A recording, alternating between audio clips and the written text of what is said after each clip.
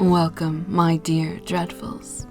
I'm Nyx, curator of this penning dreadful moment. And tonight, let's take a moonlit walk through gardens and along the water's edge. What the Moon Brings by H.P. Lovecraft. I hate the moon. I am afraid of it. For when it shines on certain scenes familiar and loved, it sometimes makes them unfamiliar and hideous. It was in the spectral summer when the moon shone down on the old garden where I wandered, the spectral summer of narcotic flowers and humid seas of foliage that bring wild and many-colored dreams.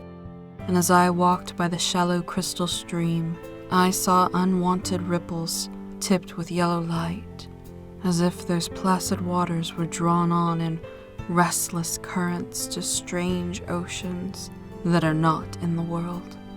Silent and sparkling, bright and baleful, those moon-cursed waters hurried, I knew not whither, whilst from the embowered banks white lotus blossoms fluttered one by one in the opaque night wind, and dropped despairingly into the stream, swirling away horribly under the arched, carven bridge, and staring back with the sinister resignation of calm, dead faces.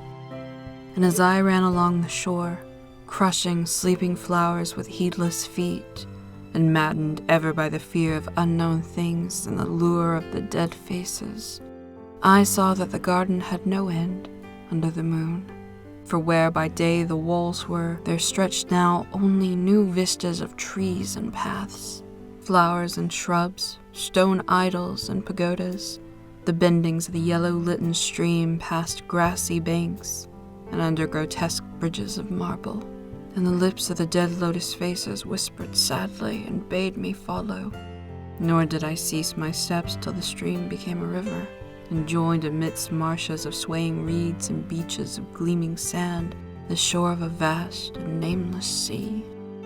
Upon that sea the hateful moon shone, and over its unvocal waves weird perfumes brooded. And as I saw therein the lotus faces vanished, I longed for nets that I might capture them, and learn from them the secrets which the moon had brought upon the night.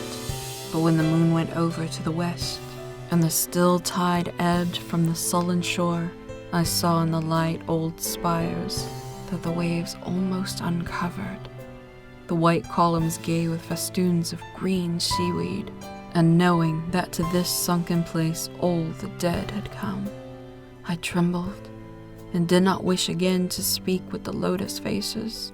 Yet when I saw afar out in the sea a black condor descended from the sky to seek rest on a vast reef, I would fain have questioned him, and asked him of those whom I had known when they were alive. This I would have asked him, had he not been so far away. But he was far away, and could not be seen at all when he drew nigh the gigantic reef. So I watched the tide go out under the sinking moon, and saw gleaming the spires, the towers, and the roofs of that dead, dripping city. And as I watched, my nostrils tried to close against the perfume-conquering stench of the world's dead.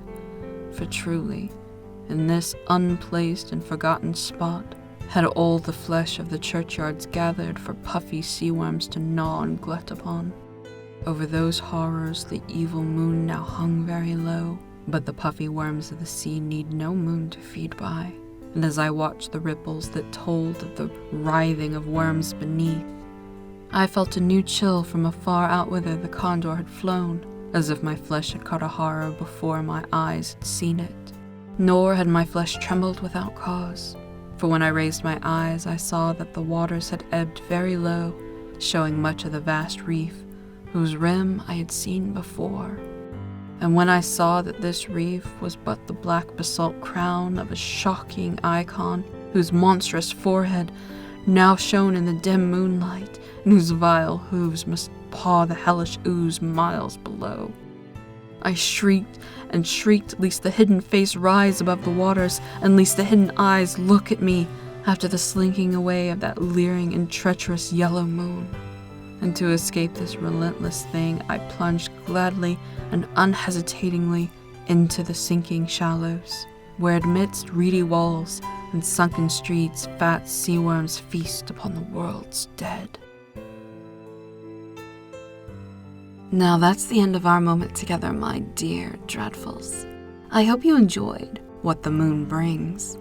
If you did, leave a tip or contact me for a commission. And don't forget to link your favorite novel or short story in the comments below for a chance to be our next story. And if you have a true paranormal encounter, type it out in an email, no attachments, to pennydreadfulmoment@gmail.com.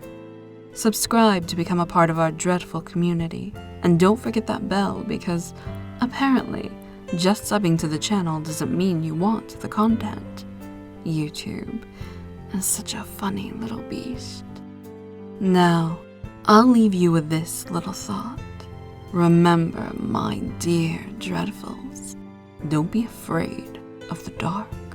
Be terrified of what is in it. Until next time.